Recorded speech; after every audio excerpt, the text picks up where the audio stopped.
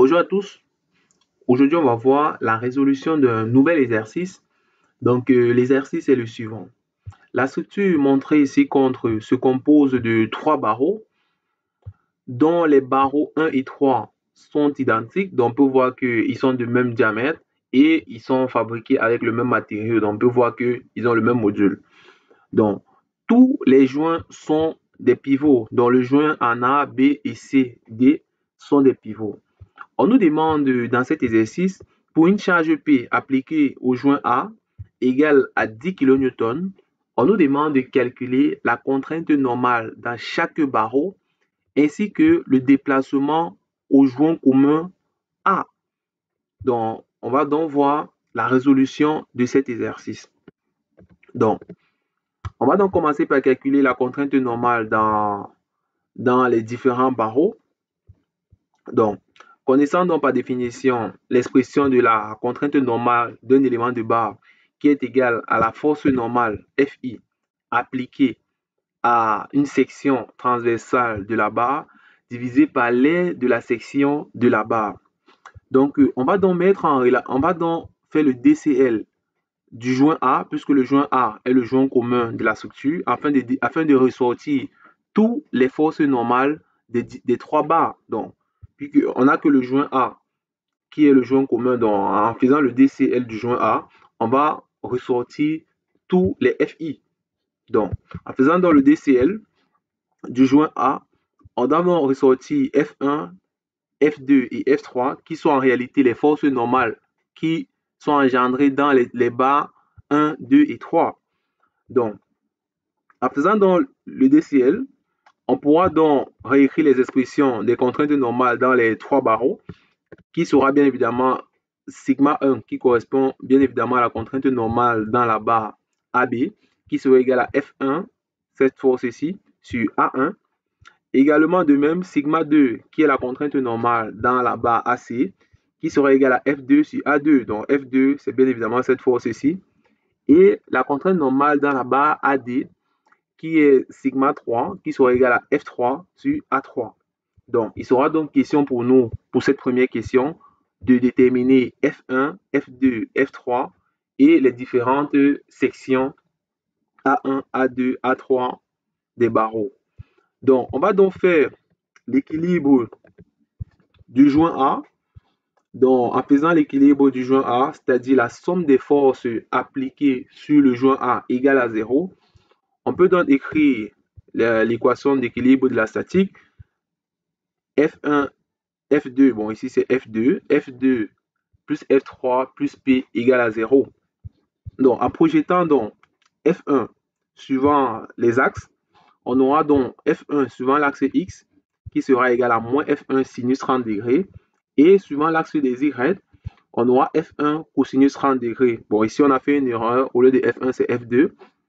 Donc en projetant F2 également sur les différents axes, F2 étant donc un vecteur vertical ascendant, donc souvent X, F2 est nul, et suivant Y, F2 sera égal simplement égal à F2.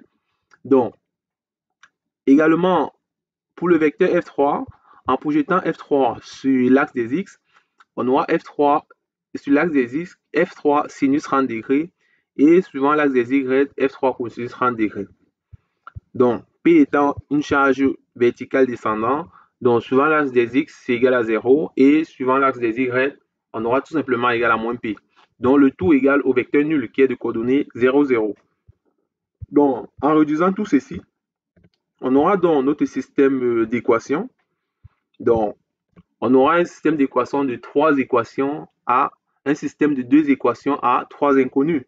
Donc, ce qui nous dit que notre structure est hyperstatique. Donc, on aura donc une structure hyperstatique. Donc, il faudra donc aller chercher une troisième équation afin de pouvoir résoudre ce système. Puisqu'on ne peut pas résoudre ce système, on a 2 équations et 3 inconnues. Donc, pour lever l'hyperstaticité de cette structure, on va donc utiliser la compatibilité géométrique de la structure. Donc, on va donc observer la structure lorsqu'elle se déforme. On sait que la loi de la compatibilité géométrique nous dit que la structure, lorsqu'elle se déforme, doit garder son intégrité. Ça veut dire que on doit avoir la même géométrie, donc elle doit garder son même angle, les mêmes angles, puisque nous sommes en déformation élastique. Donc, la structure doit garder son intégrité lorsqu'elle se déforme. Donc, ça, c'est l'une des lois de la résistance des matériaux. Donc, en observant la structure non déformée, c'est-à-dire la structure ici en noir, on peut dire que on peut établir la relation entre la longueur AC et AB en fonction de l'angle de 30 degrés. Donc, on peut dire que AC est égal à AB cosinus 30 degrés. Donc, en faisant juste une relation des angles en utilisant le triangle ACB. Donc, on peut établir cette relation. AC qui serait égal à AB cosinus 30 degrés. Donc, vu que la compatibilité géométrique nous dit que la structure doit garder son intégrité, donc en utilisant donc maintenant la structure déformée, c'est-à-dire la structure en rouge, donc on peut dire également que A'C est égal à A'B cosinus 30 degrés. Donc cette relation, c'est ça que nous dit la compatibilité géométrique. Donc on doit avoir cette relation lorsque la structure se déforme. Donc en faisant donc une différence membre par membre, donc en faisant donc A'C moins AC, et on a donc cette relation qui nous donne A'C moins AC qui va être égal à A'B moins AB, le tout cosinus 30 degrés. Donc, on a juste fait une différence membre par membre de ces deux équations-là. Donc, A'C moins AC, A'C, c'est cette longueur-ci, moins AC, c'est qui va nous donner quoi? L'allongement de la barre AC. Donc, ça va nous donner l'allongement de la barre AC. Donc, qui nous donne l'allongement delta AC. Également, A'B moins AB. Donc, qui va nous donner tout simplement l'allongement de la barre AB. Donc, on connaît donc l'expression de l'allongement d'un élément de barre qu'on a vu dans une des vidéos. Donc, l'allongement d'un élément de barre qui est égal à PL sur AE, bien évidemment, PL, c'est l'effort axial appliqué sur l'élément de barre. L, c'est la longueur de la barre. A, c'est l'aire de la barre. Et E, c'est le module du matériau. Donc, fait que pour la barre AC, P sera tout simplement égal à F2. L sera égal à AC. Et A sera égal à A2 et E égal à E2. Donc, pour la barre AB, également, P sera égal à F1 pour la barre AB. P sera égal à F1. Donc, on a bien dit P, c'est quoi? L'effort axial, qui est encore l'effort normal. Donc, L pour la barre AB sera égal à AB. Et A sera égal à A1 et E égal à E1. Donc, en remplaçant tout ceci dans cette équation, on se retrouve donc avec cette nouvelle équation. Donc, dans cette équation-là, on a donc F2 qui est en relation avec F1. Donc, ce qui nous donne bien sûr une troisième équation. Donc, on aura donc F2 qui est égal à A2 E2 sur A1 E2 E1 AB AC cosinus 30 degrés. Donc, on voit bien que A2 sur A1 qui est encore égal à D2 sur D1. Donc, en simplifiant, puisque l'air c'est quoi? C'est pi D2 carré sur 4. Donc, en simplifiant les pi sur 4, on va avoir D2 sur D1. E2, E1, ABAC qui est encore égal à l'inverse du cosinus 30 degrés. Donc, quand on prend ABAC, ou bien on peut donc utiliser cette expression en remplaçant AC par AB cosinus 30 degrés, on va voir que AB va se simplifier avec cosinus 30 degrés. Donc, finalement, on aura une troisième équation qui est F2 qui est égal à D2, E2, D1, E1, F1, le tout F1. Donc, on a donc une troisième équation pour compléter notre système. Ça nous fait un système de trois équations à trois inconnues. Donc, on a donc un système résolvable. Donc, on a donc utilisé la compatibilité géométrique de la structure pour pouvoir lever l'hyperstaticité de la structure. Donc, on a donc une équation de un système d'équations de trois équations à trois inconnues. Donc, c'est un système résolvable. Donc, en résolvant donc notre équation, on a donc tout simplement F1 qui est égal à P sur 2 cosinus 60 degrés plus D2, E2, D1, E1. Donc, de même, on voit l'expression de F2. Donc, bien évidemment, F1 égale à F3. Donc, en faisant l'application numérique, on a les valeurs de nos différents efforts normaux dans les différents barres. Donc, on est maintenant F1, F3 et F2. Donc, maintenant, il nous manque juste à déterminer l'aire de la section dans les différents barreaux. Donc, on sait bien que les barres A1 et A3 sont identiques. Donc, en utilisant donc l'expression de l'aire d'une section, puisque les sections des barreaux, ce sont des barreaux de sections circulaires. Donc, ce qui est pi d1 carré sur 4. Donc, en faisant l'application numérique, pour le barreau 1, on aura l'aire qui sera égale à 78,5 mm². Bon, de même, pour A2, on fait pareil et on va trouver l'aire de la section qui est égale à 50,24 mm². Donc, en rappelant donc l'expression des différentes contraintes normales dans les différents barreaux, on peut donc tout simplement faire l'application numérique puisqu'on a déjà déterminé F1, F2 et F3.